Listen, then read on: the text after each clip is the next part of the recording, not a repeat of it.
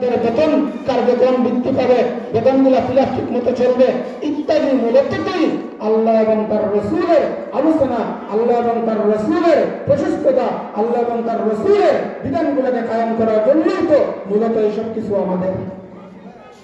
এখানে দিলেন এই টাকা তো আপনার কোনোভাবে বেচা যেতে পারে না। এটাই আপনার নাজাতের মাধ্যম, এটাই আপনার অন্যতম আপনার আমল-নামা ভারী হওয়ার মাধ্যম।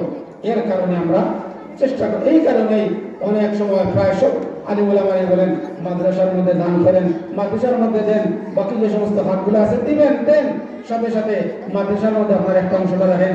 আলহামদুলিল্লাহ আমাদের এই এলাকার অনেক আছে, অনেক বাইরা আছে, তারা তাদের রোজি রোজগারের আয়ের যতটুকু হোক একটা অংশ তারা রেখে দেয়। আমার ছাত্র আছে আলহামদুলিল্লাহ, যে এই সামান্য টাকা যেমন মনে করুন